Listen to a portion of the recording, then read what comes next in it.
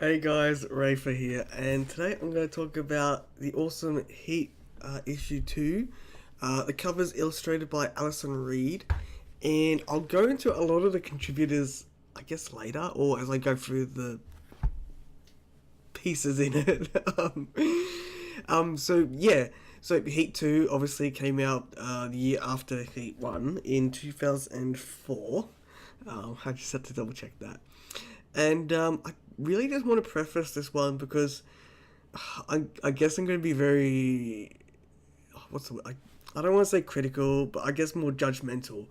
Is because I'm going to be judging this one mostly on the standards of what people expect of Heat today. And I want to start this video off saying that I'm going to be a bit, I guess, judgmental about the pieces in this because I mean they're good stories, and I like them, they're enjoyable, but they have their faults, which I guess in my point of view, which I'm biased because I've read a lot of stuff these days, so I'm going to be more critical of older stuff, whereas, like today we've grown as a community, and, some of the cliches we don't see very often in published works. So yeah, so if I sound a bit mean, like, I'd really like to have an unbiased view, but I mean it's gonna be hard. And I'll elaborate why like things like don't seem to gel well and whatever as I go through them. So yeah, I mean I still enjoy them; they're good stories, but I'm gonna be a bit dickish about them. Um, so yeah, it's Heat 2's actually quite short. I knocked it over in like a day, pretty much, kind of like over a breakfast or lunch. Really, I woke up pretty early, late. So the first story in Heat issue 2, Once I Start Upon Rolling Hills, a story is written by Drecker Graydon and illustrated by Kara Mitten. Both of them, I can't find any information about them these days. Like, I just got dead links. I don't know. One of them was the Wikifair request that no information was put on this page, and the other one turned up nothing. So if they're still around, let me know, because I really liked Drecker Graydon's work. But I'll go into it. So once I start upon Rolling Hills, that's fun, the title. I haven't got it yet. I mean, most of the time with titles I don't get early on. It's a pretty... It opened quite strong, especially with the great layout work done here in the illustrations and the opening kind of poetry that the author went with. And then after that, the opening paragraphs, it sets up really well what is a fairly kind of well-trodden post-apocalyptic kind of setting at this point, which, yeah, so it sets it up well, isn't it? It isn't invasive. And then the humans did the bad things, and only furries saved the day, or whatever. It's very kept tight to the two characters of the rabbit. Oh my god, a rabbit whose name is Nick, and a feline character who is called Proxima, or Nick calls her Proxy, and they washed up or secreted away to this island, and it's just them on it and some crabs that are huge, apparently. And they live in this deserted tower, and they watch the remnants of, I guess, the ruined ecology of the planet, because there's firestorms that ravage the land, and they come in across the sea from the mainland, which is where they escape from. And they're eluded as being genetic species. And it sets it up really cool. Like, I'm like, oh cool. Like, it sets up in a really non-invasive way, like a very subtle way that's easier for the reader to just get through all this kind of backlog instead of like just dumping it on you, which I mean I always hate. They're like post-apocalyptic fairy stories. Like, I have a very thin line, and this went across it really well, and then like it really faltered when it came to, I guess, the erotic part of it. And then I think I want to stress with this one is that it has the erotic part, but it doesn't have the adult themed or issued kind of part you expect from like a Heat story these days.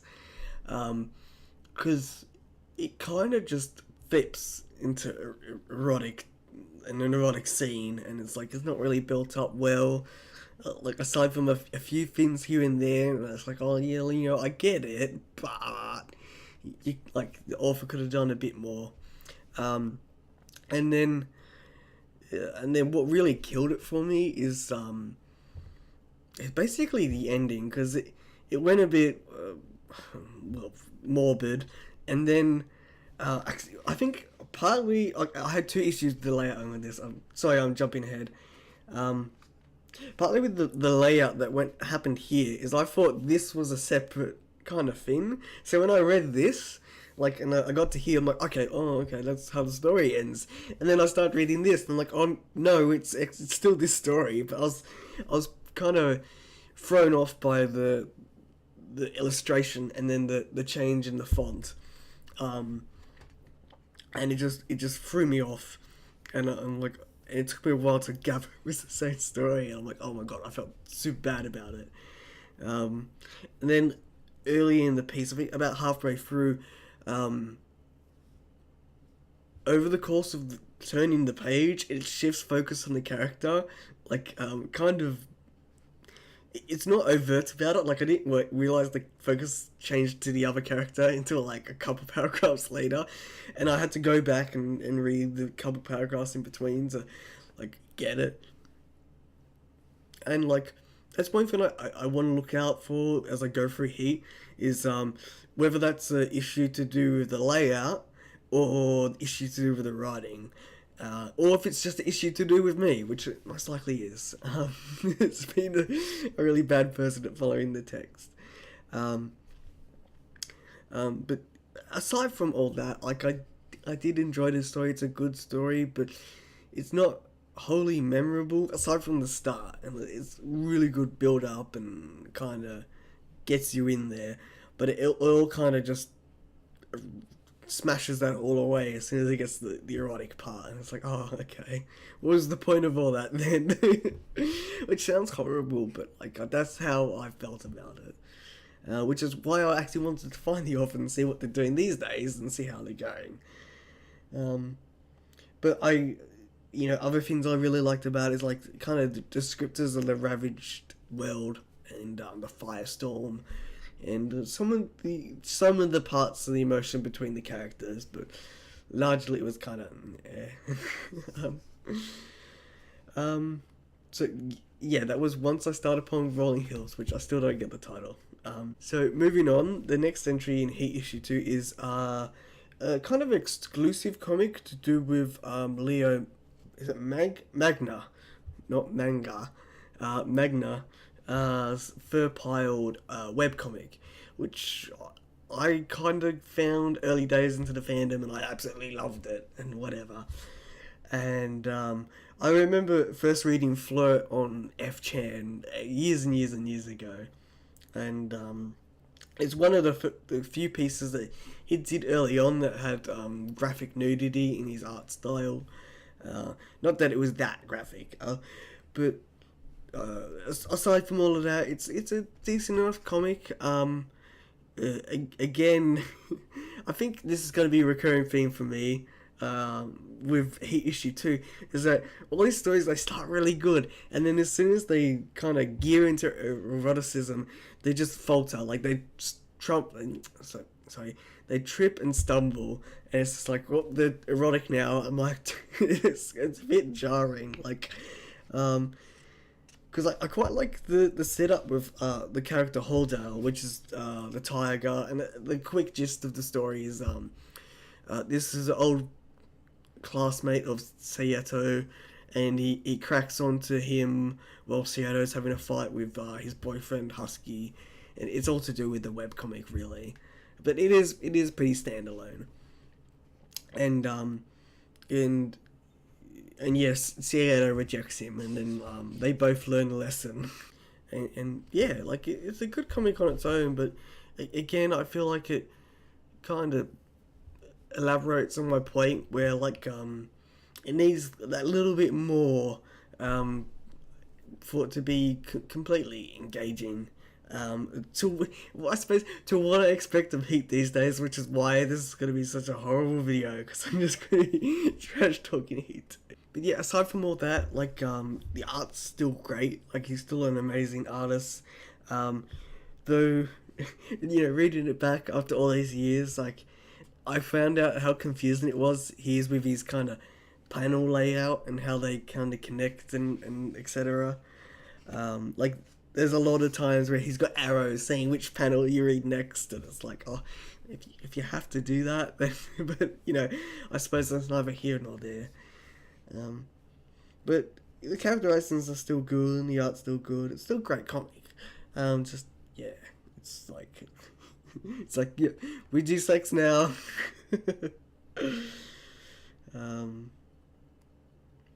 And then everything's kind of just blunt, really, about the comic.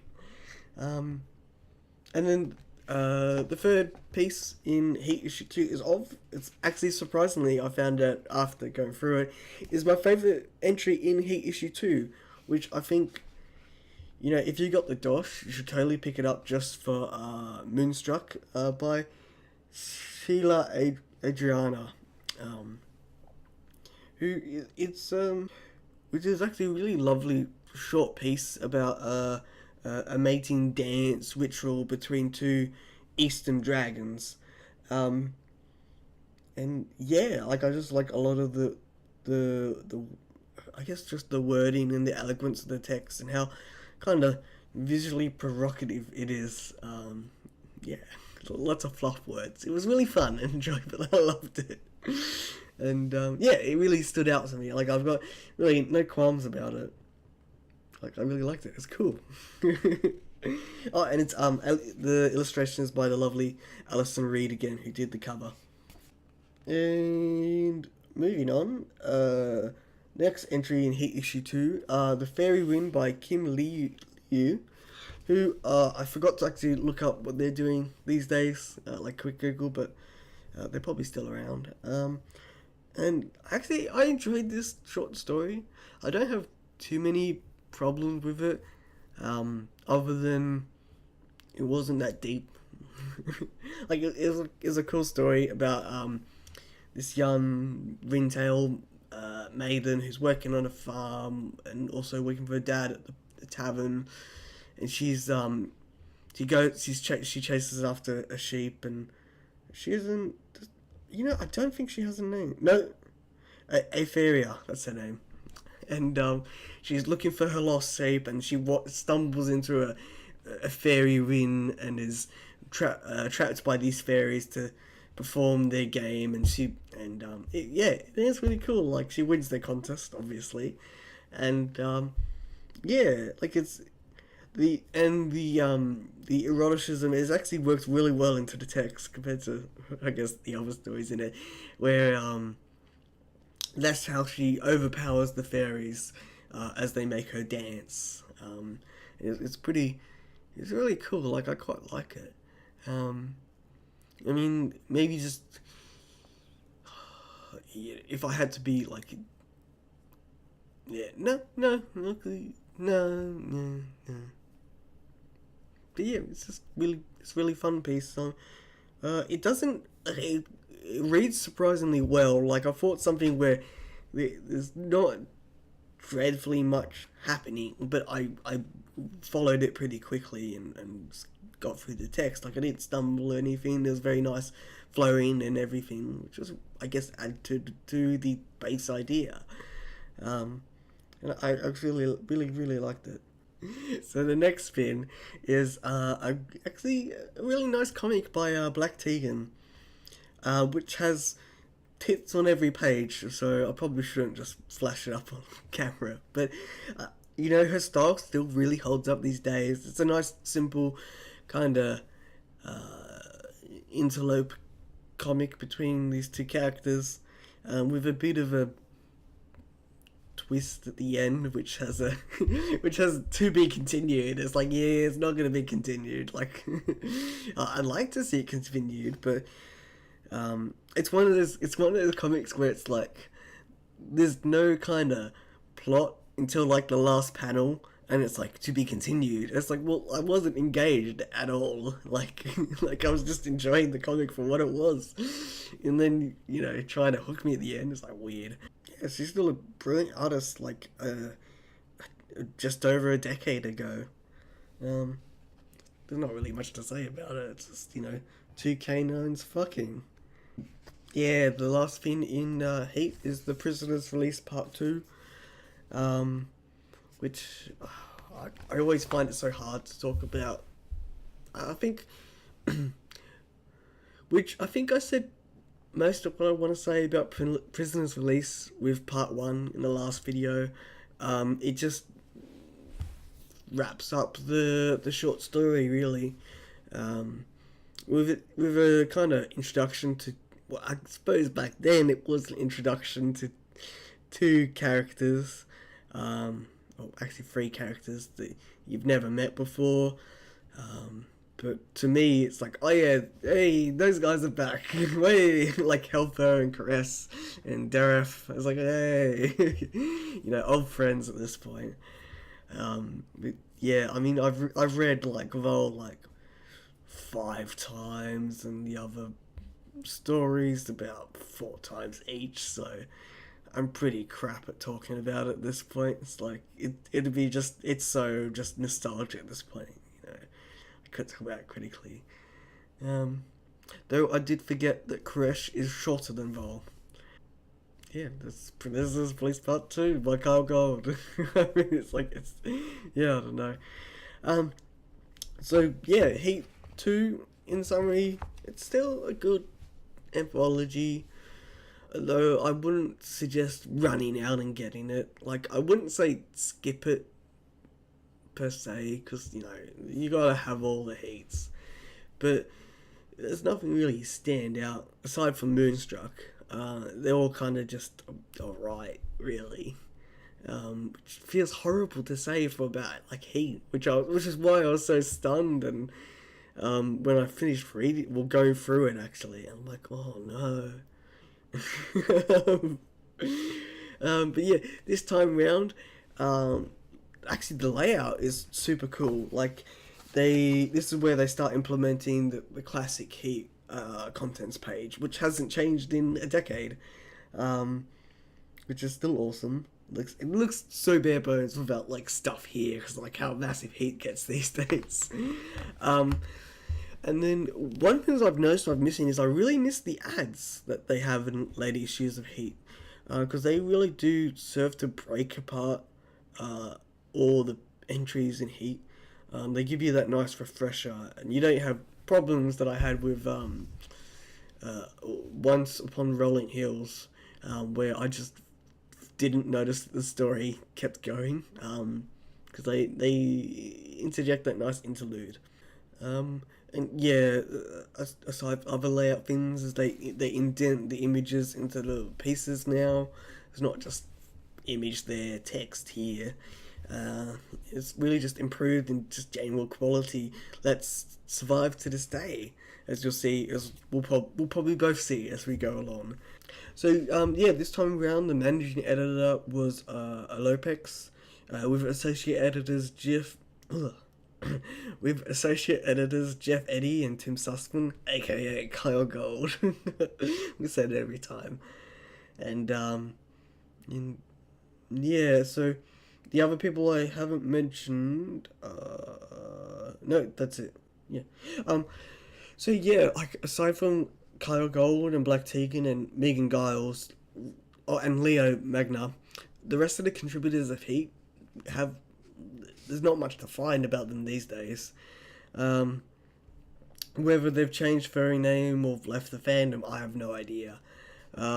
Which hopefully is the last issue of Heat that I see this in, because their work's still great and amazing, and it makes me want to read more of their stuff. And it really does hurt that, it's lost to time to some degree, is what happened to these people. And yeah, so that's Heat 2. It's a bit of I sound a bit of a downer, but I still enjoy it. It's still fun. You can pick up Heat 2 from Sofawolf.com for, I feel like it's $14. I think it's a little bit cheaper than the others, and they're usually $20.